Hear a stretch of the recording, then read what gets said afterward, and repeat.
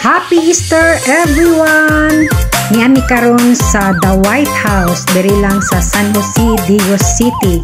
Natunong manggod nga ang birthday sa akong pinsan natunog og Holy Week. So i-adjust na lang karon nga Easter Sunday.